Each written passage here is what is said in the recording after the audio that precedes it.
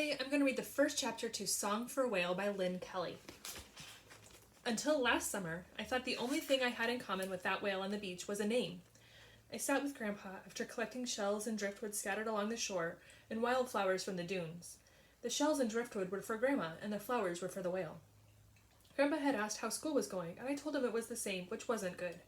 I'd been at that school for 2 years, and I'd still felt like the new kid. Grandpa patted the sand next to him.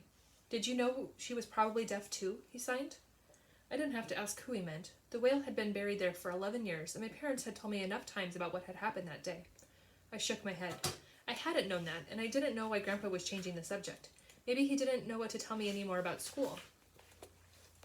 The whale had beached herself the same day I was born. When she was spotted in the shallow waters of the Gulf, some people stood on the shore and watched her approach.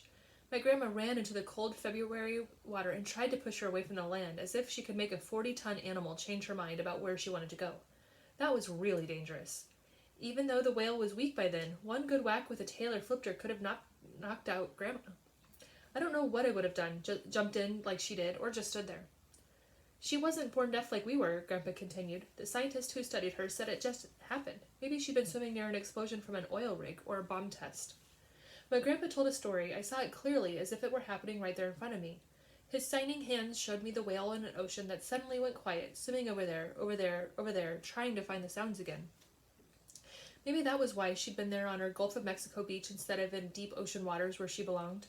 Sei whales didn't swim so close to shore. Only her, on that day.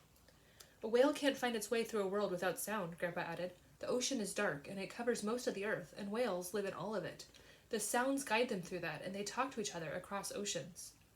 With the familiar sounds of the ocean gone, the whale was lost in her new silent world. A rescue group came to the beach and tried to save the whale, and they called her Iris. Grandma asked my parents to give the name to me too, since I'd entered the world as the whale was leaving it. After the marine biologists learned all they could from her, she was buried right there on the beach, along with the unanswered questions about what had brought her to that shore. We lived on that coast until the summer after 2nd grade, when my family moved to Houston for my dad's new job. Since then, we went back just once or twice a summer. The good thing about our new home was that it was closer to my grandparents.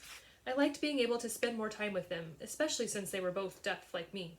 But we all missed the beach, and I missed being around kids like me. My old school had just a few deaf kids, but that was enough. We had our classes together, and we had one another. "But it's different for us," Grandpa sighed.